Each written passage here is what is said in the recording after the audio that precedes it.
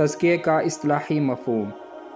تزکیے کا اصطلاحی مفہوم نفس کو غلط رجحانات و میلانات سے موڑ کر نیکی اور خدا ترسی کے راستے پر ڈال دینا اور اس کو درجہ کمال پر پہنچنے کے لائق بنانا ہے۔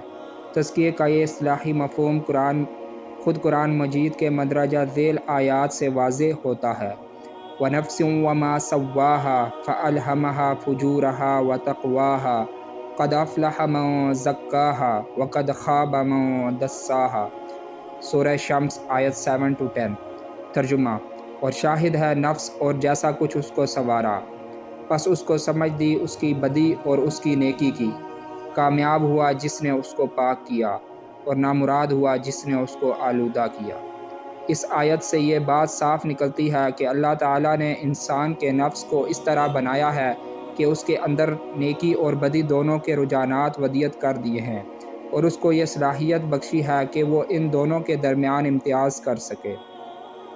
پھر انسان کے لیے فلاح و کامرانی کا راستہ یہ ٹھہرایا ہے کہ وہ نیکی اور بدی کی اس کشمکش میں نیکی کا ساتھ دے اور اس کو بدی پر غالب کرنے کی کوشش کرے۔ صحیح شعور کے ساتھ نیکی کو غالب کرنے اور بدی کو مغلوب کرنے کا یہ جہاد قرآن مجید کی اصطلاح میں تزکیہ ہے۔ علم تزکیہ کی وسعت۔ تزکیہ کے اس مقصد و مفہوم کو سامنے رکھ کر غور کیجیے تو آپ کو معلوم ہوگا کہ جو علوم ہمارے نفس سے براہ راست بحث کرنے والے ہیں ان میں علم طب ہی ایک ایسا علم ہے جو تزکیے کے علم سے کسی حد تک مشابہت رکھتا ہے۔ علم طب ہمارے جسم کی بیماریوں اور ان کے علاج سے بحث کرتا ہے اور علم تزکیہ ہماری روح کے امراض اور اس کے علاج سے بحث کرتا ہے، لیکن اس مشابہت کے باوجود دونوں میں بہت بڑا فرق بھی ہے۔ علم طب کا دائرہ بحث نہایت محدود ہے، وہ صرف ہمارے نفس کے ایک پہلو یعنی جسم اور اس کے امراض سے بحث کرتا ہے۔ اس کے برعکس علم تزکیہ ہمارے نفس کے تمام ظاہری اور باطنی گوشوں سے بحث کرتا ہے۔ ہمارا نفس جن جن قوتوں اور قابلیتوں سے بھی مرکب ہے، یہ ان سب پر تنقیدی نگاہ ڈالتا ہے اور ان سب کی تربیت کرتا ہے۔ ہمارا نفس جن گوناگوں اور مختلف النوع روابط و تعلقات کے بندھنوں میں بندھا ہوا ہے، یہ ان سب کا جائزہ لیتا ہے اور سب کو ایک خاص اصول و ضابطہ کے تحت منظم کرتا ہے۔ ہمارے دل کے خیالات، ہمارے ذہن کے وسوسے، ہماری طبیعت کے میلانات اور ہمارا اٹھنا بیٹھنا، ہمارا کھانا پینا، ہمارے مشاغل اور ہماری دلچسپیاں اور ہمارے روز و شب کے معمولات، غرض ہماری زندگی کا کوئی شعبہ ایسا نہیں ہے جس سے یہ بحث نہ کرتا ہو۔ علم تزکیہ کا اصلی کام پھر صرف یہی نہیں کہ یہ ہمارے نفس کے ہر پہلو سے بحث کرتا ہے یا ان کی خرابیوں کو دور کر کے ان کی جگہ پر جو کچھ صحیح ہے اس کو پیش کرتا ہے، بلکہ اس کا اصلی کام اس بحث و تبحیث اور اس تعلیم و تلقین سے آگے ہے، اور وہ یہ ہے کہ یہ ہمارے نفس کے ہر پہلو سے ایسی تربیت بھی کرتا ہے جس سے ہمارا نفس مطمئنہ بن جائے۔ نفس مطمئنہ کا مطلب یہ ہے کہ ہمارے علم کی بنیاد ایسے مضبوط یقین پر قائم ہو جائے کہ رنج و راحت اور دکھ اور سکھ کی کوئی حالت بھی خدا کے بارے میں ہمارے اعتماد اور ہمارے حسن ظن کو بدل نہ سکے، بلکہ ہر حالت میں ہم خدا سے راضی اور مطمئن رہے۔ اس طرح ہمارے عمل کی بنیاد ایک ایسی مستحکم سیرت پر قائم ہو جائے گی کہ تنگی و فراخی اور خوف و طمع کوئی آزمائش بھی ہم کو اس مقام سے نہ ہٹا سکے گی جہاں اللہ کی شریعت نے ہمیں کھڑا کیا ہے، تاکہ اللہ تعالیٰ نے ہم سے جو کچھ چاہا ہے ہم اس کو پورا کر کے اس کے پسندیدہ بندے بن سکیں۔ یہی نفس مطمئنہ تزکیے کا اصل مقصود ہے۔ قرآن میں اس نفس مطمئنہ کا بیان ان الفاظ میں آیا ہے: یا ایتھا النفس المطمئنہ ارجعی الی ربک راضیۃ مرضیہ۔ سورۃ الفجر آیت 27-28۔ ترجمہ: اے وہ جس کا دل اپنے رب پر جمع رہا، چل اپنے رب کی طرف، تو اس سے راضی، وہ تجھ سے راضی۔ اس سے خوب تر کی جستجو۔ اس تفصیل سے یہ حقیقت بھی واضح ہوئی کہ تزکیے میں ایک آرٹ کی شان بھی پائی جاتی ہے، کیونکہ تزکیے کا مطمح نظر صرف اسی قدر نہیں معلوم ہوتا کہ ہمارا نفس کسی نہ کسی شکل میں راہ پر لگ جائے، بلکہ تزکیہ اس سے آگے بڑھ کر نفس کو خوب سے خوب تر بنانے کی جدوجہد کرتا ہے۔ تزکیہ صرف اتنا ہی نہیں چاہتا کہ ہمیں خدا اور اس کی شریعت کا کچھ علم حاصل ہو جائے، بلکہ وہ اس سے بڑھ کر یہ بھی چاہتا ہے کہ ہمیں خدا اور اس کی صفات کی سچی اور پکی معرفت حاصل ہو جائے۔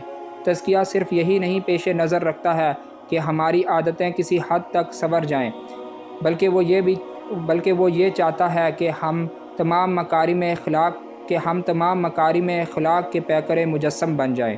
تزکیہ صرف اتنے پر ہی قناعت نہیں کرتا کہ ہمارے جذبات میں ایک ہم آہنگی اور ربط پیدا ہو جائے، بلکہ وہ اس پر مزید ہمارے جذبات کے اندر رقت و لطافت اور سوز و گداز کی گلاوٹ بھی دیکھنا چاہتا ہے۔ تزکیے کا مطالبہ صرف اسی قدر نہیں ہوتا کہ کسی نہ کسی طرح ہمارا نفس احکام شریعت کے تحت آ جائے، بلکہ اس کا اصلی مطالبہ یہ ہے کہ ہمارا نفس خدا اور اس کے رسول کے ہر حکم کو اس طرح بجا لائے جس طرح اس کو بجا لانے کا حق ہے۔ اس کا مطالبہ ہم سے صرف خدا کی بندگی ہی کے لیے نہیں ہوتا، بلکہ اس بات کے لیے بھی ہوتا ہے کہ ہم خدا کی اس طرح بندگی کریں گویا ہم اسے اپنے سر کی آنکھوں سے دیکھ رہے ہیں۔ مختصر الفاظ میں اس کے معنی یہ ہوئے کہ تزکیہ ایمان، اسلام اور احسان تینوں کے تقاضے بیک وقت ہمارے سامنے پیش کرتا ہے۔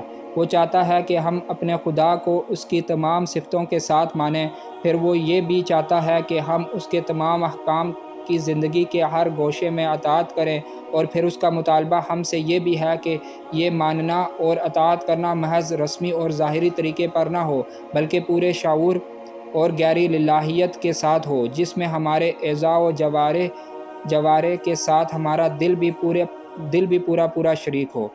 اس چیز نے تزکیے کو ایک مستمر جدوجہد اور ایک مسلسل تگ و دو کی چیز بنا دیا ہے۔ اس میں کوئی وقفہ یا ٹھہراؤ نہیں ہے۔ اس سفر میں کوئی موڑ یا مقام ایسا نہیں آتا ہے جہاں پہنچ کر آدمی یہ سمجھ سکے کہ بس اب یہ آخری منزل آ گئی ہے، یہاں پہنچ کے ذرا سستا لینا چاہیے یا یہیں کمر کھول دینی چاہیے۔ یہ ایک خوب سے خوب تر کی جستجو ہے۔ اس خوب سے خوب تر کی جستجو میں نگاہ کو کہیں ٹھہرنے کی جگہ نہیں ملتی۔ جس رفتار سے اعمال و اخلاق اور ظاہر و باطن میں جلا پیدا ہوتا جاتا ہے، اسی رفتار سے مذاق کی لطافت، حس کی ذکاوت اور آنکھوں کی بصارت بھی بڑھتی جاتی ہے۔ نتیجہ یہ نکلتا ہے کہ دامن کے پچھلے دبے دھو کے ابھی فارغ نہیں ہوئے کہ نگاہ کچھ اور ڈھونڈ کے سامنے رکھ دیتی ہے کہ اب انہیں دھوئیے۔ ہے جستجو کہ خوب سے ہے خوب تر کہاں، اب دیکھیے ٹھہرتی ہے جا کر نظر کہاں۔ عمل تزکیہ کی اس فطرت نے اس کو نہایت مشکل اور دشوار کام بنا دیا ہے۔ اگر ایک شخص اس کی وسعتوں کو دیکھ کر بالفرض نہ بھی گھبرائے تو بھی ڈر رہتا ہے کہ مبادا یہ تسلسل اس کی کمر ہمت توڑ کر رکھ دے۔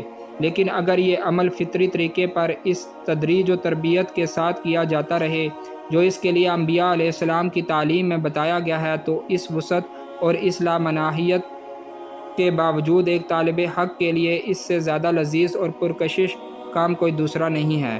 اس کی وسعتوں کو دیکھ کر دل پر ہراس ضرور طاری ہوتا ہے، لیکن اس راہ میں ہر قدم پر غیب سے جو رہنمائی حاصل ہوتی ہے، وہ رہنمائی اس قدر تسلی بخش ہوتی ہے کہ ہمت برابر بندی رہتی ہے اور دل کبھی بے حوصلہ نہیں ہونے پاتا۔ قرآن مجید میں ارشاد ہوا ہے، وَالَّذِينَ جَاهَدُوا فِينَا لَنَهْدِيَنَّهُمْ سُبُلَنَا۔ سورہ عنکبوت آیت 69۔ ترجمہ: اور جو لوگ ہماری راہ میں مشقتیں جھیل رہے ہیں، ہم ان پر اپنی راہیں ضرور کھولیں گے۔ اس طرح اس راہ کے تسلسل سفر سے جو تھکان لاحق ہوتی ہے، اس کا ازالہ ان نئے حقائق و لطائف کے انکشاف سے ہوتا رہتا ہے جو برابر تازہ زندگی بخشتے رہتے ہیں۔ ہر زمان از غیب جانے دیگر است۔ جدوجہد کے تسلسل کے ساتھ اگر تازہ بتازہ فتوحات برابر حاصل ہوتی رہیں اور ہر نئی کامیابی پچھلی تمام کامیابیوں سے کہیں بڑھ چڑھ کر ہو، تو محنت کی یکسانی اور اس کے تسلسل کے باوجود طبیعت کند نہیں ہونے پاتی، بلکہ ہر نیا مرحلہ نئے ذوق و شوق کے ساتھ شروع کرنے کا حوصلہ برابر از خود پیدا ہوتا رہتا ہے۔